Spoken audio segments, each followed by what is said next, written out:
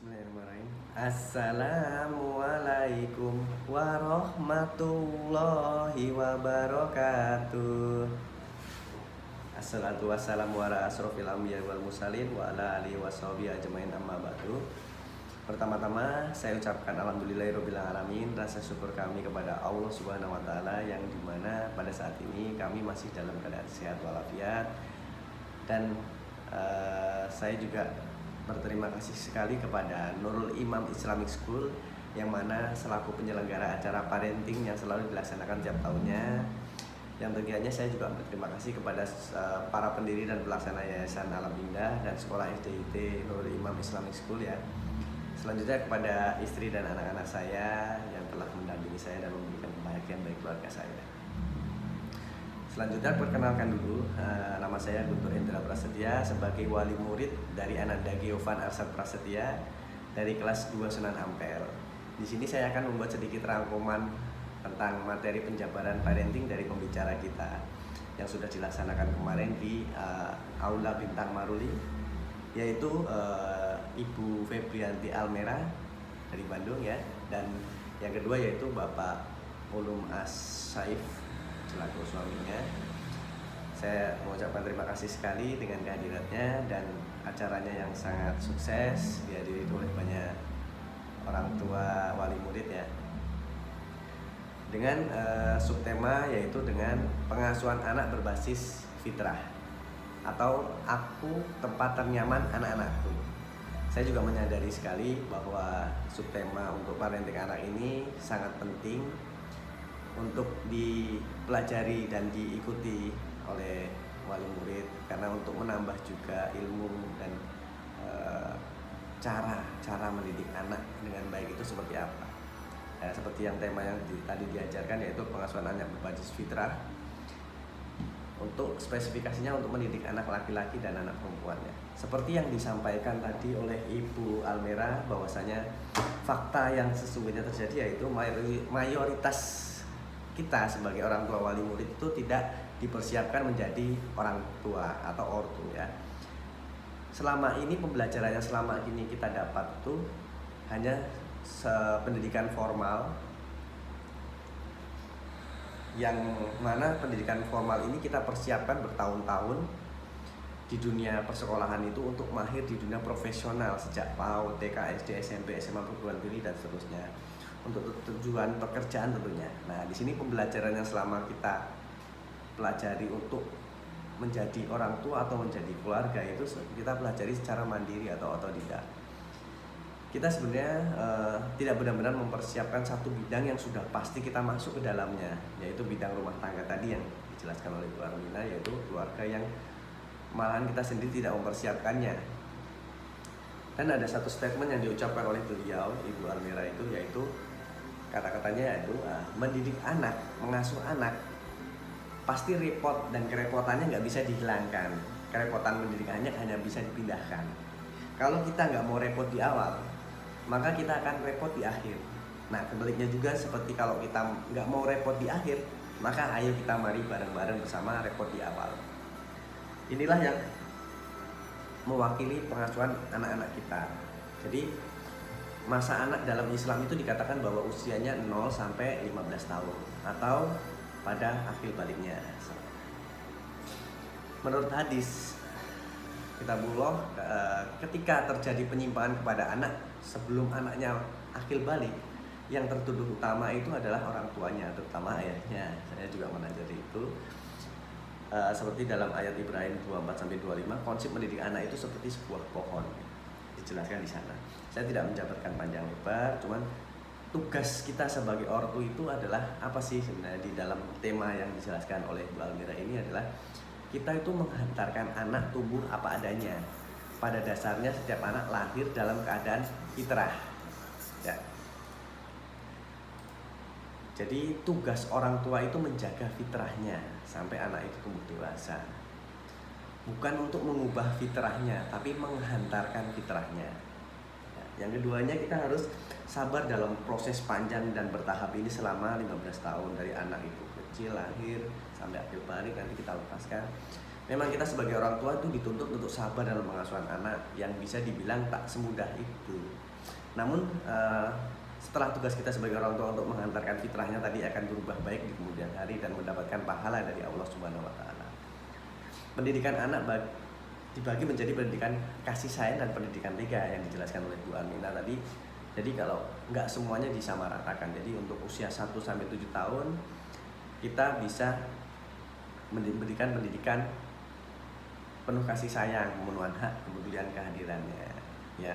Dan pendidikan tega itu kita bisa diberikan pada anak usia 7 sampai 14 atau menjelang akhir parit. Jadi mempersiapkan dia menjadi manusia dewasa, di mana dia harus bertanggung jawab, mengenal amal soleh dan bukan mengenal amal salah, ya. Dan untuk prosesnya kita bisa jabarkan proses, ada 4 proses. Jadi proses 0 sampai 6 tahun itu kita seperti menanam pohon tadi, kita harus menanam bibit untuk menyiapkan lahan tanamnya. Proses 7 sampai 10 tahun kita fase menanam. Jadi SD itu kita menuju penggunaan nalarnya. Dan proses 11 sampai 14 tahun itu fase menanam atau mengkokohkan kepribadiannya. Nah, proses 15 sampai 18 tahun itu fase performing, di mana menuju dewasa kita sudah akan menuai sifatnya yang kita ajarkan selama ini. Tujuan besarnya untuk mendidik anak dengan makna fitrahnya adalah Islam. Manusia itu cenderung mudah untuk menerima aturan-aturan dari Allah dalam Islam. Mengasuh berbasis Islam, mengasuh berdasarkan panduan agama Islam. Dalam Al-Quran disebutkan role model untuk mendidik anak itu disebutkan di dalam Al-Quran bahwa ada 4 sosok, ya, 4 sosok yang disebutkan oleh surat Ali Imran ayat 33. Sesungguhnya Allah telah memilih Adam, Nuh, keluarga Ibrahim dan keluarga Imran atas seluruh alam. Nah, di sini disebutkan bahwa Allah menyebutkan hanya Adam dan Nuh, bukan disebutkan untuk keluarganya. Sedangkan untuk keluarganya disebutkan sebagai contoh teladan itu keluarga Ibrahim dan keluarga Imran. Nah, di situ di keluarga Adam dan Nuh ini tidak ditunjukkan bagaimana Nabi ini dia sukses dalam mendidik keluarganya. Dia sudah berusaha dan sudah menunjukkan prosesnya. Yang kita lihat itu prosesnya, bahwa tetap keluarganya tidak selamat, anak dan istrinya tidak selamat. Tapi kalau kita mengacu kepada keluarga Ibrahim itu dari anaknya, dari cucunya, dari ini semuanya baik. Jadi kita bisa mengacu ke keluarga Ibrahim, di mana untuk role model sebagai keluarga untuk mendidik misalnya anaknya berupa anak laki-laki. Kalau untuk keluarga Imran itu kita bisa juga melihat sebagai role model untuk pendidikan anak perempuannya. Nah, nanti kita bisa jabarkan di sana lebih jauh lagi. Nah, saya hanya menjelaskan sedikit apa yang dijelaskan kemarin oleh Bu Almira. Jadi syarat keluarga terbaik itu ya kita juga harus membersihkan diri kita. Jadi ayah sendiri harus baik, ibunya juga harus baik, anaknya juga harus soleh-soleha, cucunya pun baik, maka akan terlahirlah bibit-bibit anak yang baik pula. Itu metode pelajaran yang dilihat dari materi yang dijabarkan Bu Almira dan Pak Lu tadi. Terus target mendidik anak laki-laki menjadi ulama atau ahli agama atau ilmu yang berjiwa iqamatuddin. Jadi dia menegakkan agama di muka bumi ini, berjiwa dai dan berjiwa dakwah. Itulah yang sebenarnya untuk dilakukan pendidikan ke arah islamiknya untuk anak laki-lakinya. Target kalau untuk mendidik anak perempuannya itu kita mencetak untuk mendukung